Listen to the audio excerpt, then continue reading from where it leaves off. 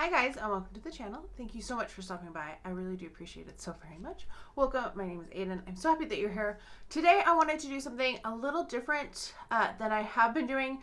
I picked up the Colourpop Beauty and the Beast collection and I wanted to give you my thoughts on what I've tried. I haven't tried all of it. I did get some of it just for collector's purposes because I know I won't be using them on a regular basis, so I don't want to like stick my fingers in them right now.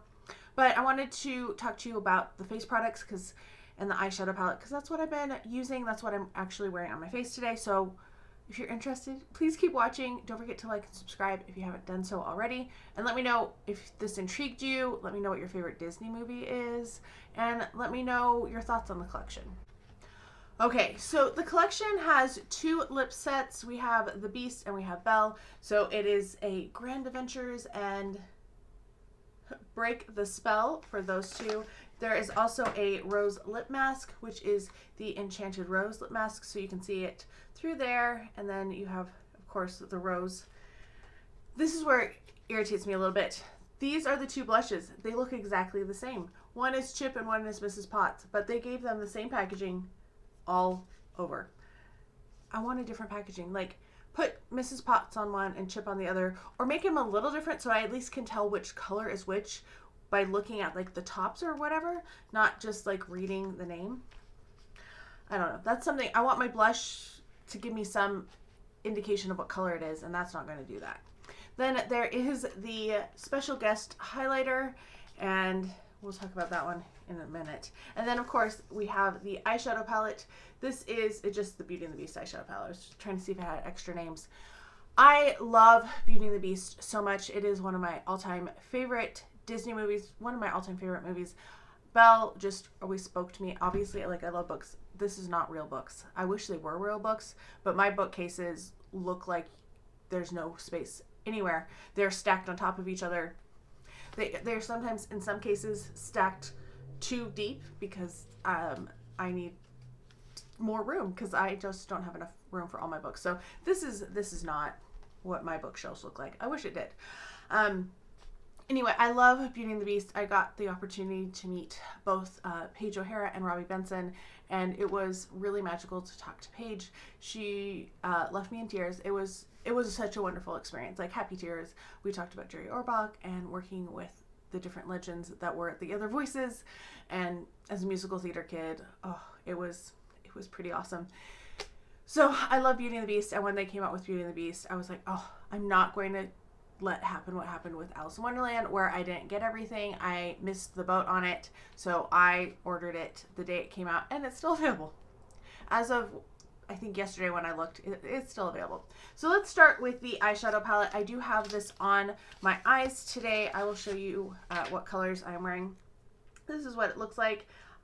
It does say it's an eyeshadow palette, so that means that they are all supposed to be eye safe. And inside you have Belle. This isn't the best picture of Belle. Like, she looks a little funky to me. Like, I don't know. She doesn't look quite in proportion. Her head looks a little too big. That could be just me though. And then we have our colors in here. We have a lot of yellows, we have some browns, and we have a couple blues. So today I have Belle, which is this shimmer shade here. I also have Break the Curse down here, which is this rosy shade, and then West Wing, which is the dark brown. Yesterday I wore Kind-Hearted, Beast, and Forbidden, and then the day before I wore Ballroom Dance, Book Lover, and Dinner Invite.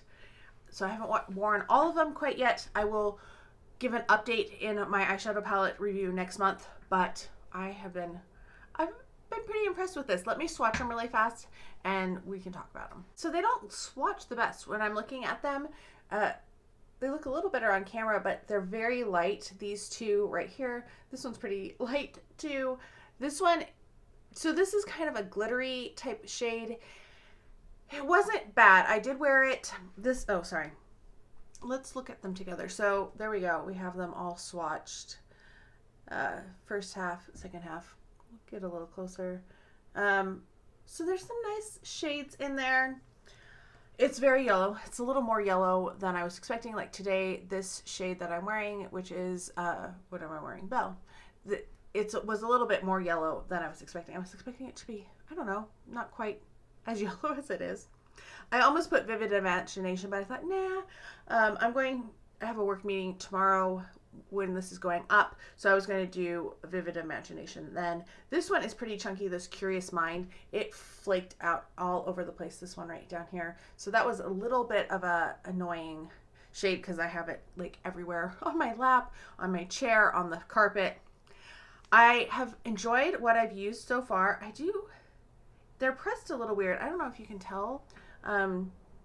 This one, there's like, it looks like it's cracking in the corner, which is interesting. This one is very malleable for sure. I am enjoying it. I actually liked the blues that I wore the other day, which was very unusual.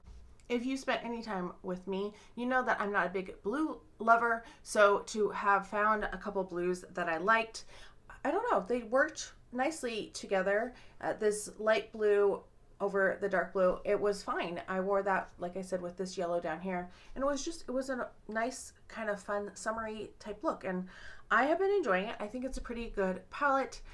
Yeah, good Colourpop quality, and so far I'm liking the color story, and of course I love that it's themed Beauty and the Beast. Let's take a minute and look at the lip kits, or the lip products. So first up we have the Enchanted Rose lip mask, and I'm going to use my butter knife because I don't want to damage the packaging at all on these.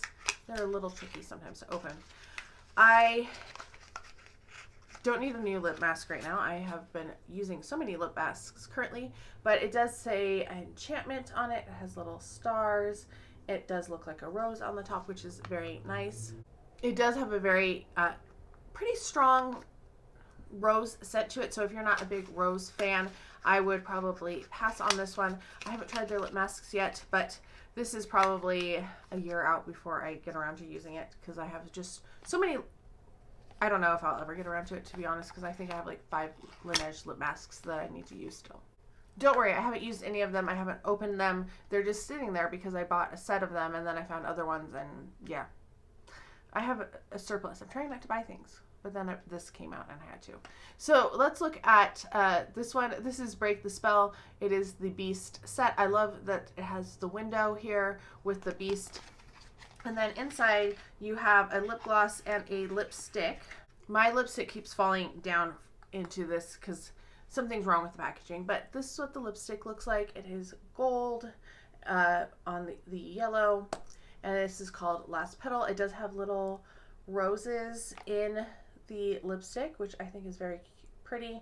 This is not a color I will wear. I do not like brown shades, so that is why I'm not going to swatch it, because I would rather leave it untouched than to swatch it just for this video. Sorry.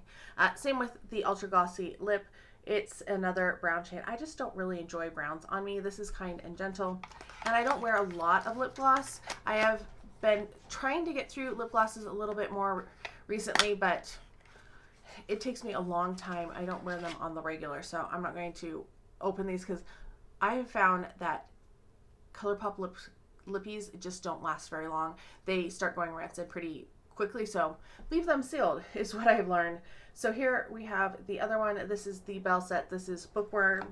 Oh, I should have shown you. It has Belle in the window in her yellow dress, her iconic dress. And then the other shade in here, I might wear this one, so I think I will swatch this one. This shade is, what is this called? Not So Odd. And once again, it looks pretty. It looks kind of similar to the lipstick I'm wearing today. Yeah, that's a nice shade. That's a shade that I would wear. So the lip products are not my favorite from Colourpop, but since I ordered the entire set, I wanted to at least acknowledge that I got them and that they're there. I will try to wear this shade. I do occasionally wear the Belle shade from the former Disney collections that they've done, and it's pretty. It's just, they're not my favorite formula. Colourpop doesn't have my favorite lip formula. I'd much rather use their like powder products.